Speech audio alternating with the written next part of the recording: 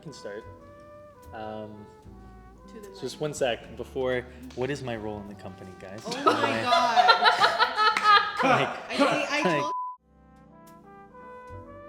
Hi everyone, my name is Martin Calvo. I'm one of the co-founders of Studio 104 Entertainment. My role within the company is producing and directing. I came out to Vancouver in 2013. I'm originally from Calgary and my family's also from Argentina. I'm Diana Parry. I'm also a co-founder, but I work full-time as a cinematographer. I'm originally from just north of Toronto, and I also came out here in 2013 to go to school at UBC. I'm Mike Johnston. I'm one of the co-founders of the company, and I'm a producer for Studio 104. I grew up in Oakville, Ontario, came out to Vancouver in 2012, and I've been here since then.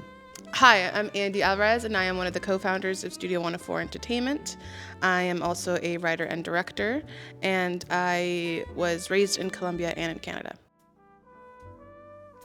I wanted to pursue film for a while. I think grade 10 is when I took a video course and I realized, okay, this is what I want to do with my career. When I looked at the different options that Canada had to offer, UBC just really stood out to me as not only a place where I wanted to be in, but also this program seemed pretty it was 20 people a year, and it seemed like it fulfilled a lot of what I was looking for in terms of theory and production. I mean, similar, growing up in Ontario, wanted to go to film school. I think for me, I also wanted, I had lived on the East Coast or the eastern part of Canada for so long that I wanted to come to the West Coast, so UBC was really attractive. I came to UBC in September of 2012, applied to the program at the end of that year, did not get in the first time, and then was like, oh, what do I do now?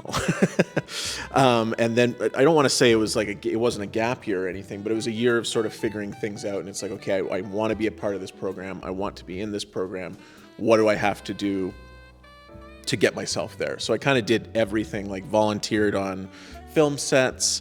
I went out and PA'd on real film sets. I took some of the film production courses. I did everything to make my resume look as undeniable as possible so they wouldn't deny me again. And luckily they didn't. I was still trying to figure out if I wanted to do film when I was applying to the program. So I visited the Vancouver UBC campus at the end of high school, and I fell in love with Vancouver and the campus. I thought it was so beautiful. For me, growing up in a small town in Alberta, I didn't I was always into arts, I was always into filmmaking, but there wasn't a lot of resources or options in that area. So my choices were East Coast or West Coast. I made the decision early on to apply to UBC. I didn't know much about the program going in. I just knew that it was a highly regarded one. I applied using a film that I had made in high school, which was a documentary. And luckily I got in. So I was very, very fortunate to get in my first try in my first year. And then, yeah, the rest is history. So we came out of the program with a pretty strong friendship with a lot of people, and also just within us, the four of us. We wanted to keep making shorts. I remember we had gotten some partial funding from some of the awards at POV, which is a student-run festival at UBC that still runs today. And I remember I was like, okay, I want to make this short, and then somebody else was like, I want to make a short too. But reality out there, we weren't relying on the insurance that school provided. We weren't relying on a lot of resources that we had previously access to. So getting out there and getting insurance for one short, I was like, that's a lot of money, and it would be easier if we had a blanket insurance.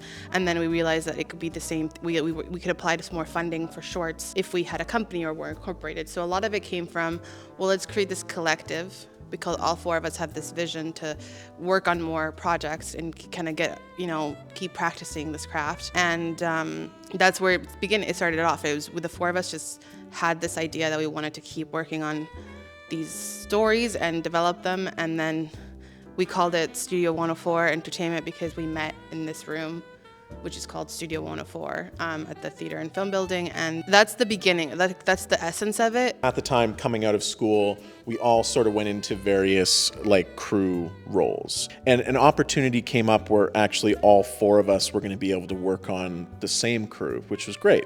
All of us were going to be able to get paid, and I think at the time I was the only one who had a car, or one of the only people who had a car. So we were all riding to set every morning, riding back from set every evening, and that gave you a lot of opportunity to talk about things. Well, what could we do differently? Or, oh my God, this is so ridiculous. Why are we doing? So there was a lot of that. I mean, also acknowledging what was being done right, but I think there was also an acknowledgement of like, oh, if we were doing things, how would we do things differently? The long short of it, I think it's just like, you know, we just wanted to keep working together. Working with friends can be really great. It can also be tough at sometimes, but we just all shared very similar ethics and morals when it came to, you know, how to treat crew members, how to work together, why are we making films, why are we doing this? And as much as it was started as a collective, just finding that collaboration can be really hard in the industry. And when you do find those people that you love to collaborate with, it just makes everything so much easier and so much better. And you really do love what you do at that point, especially when you work with people that you love as well. So for us, I think, yeah, it was just, we just wanted to keep making films, and it was just another step for us to continue that journey outside of film school.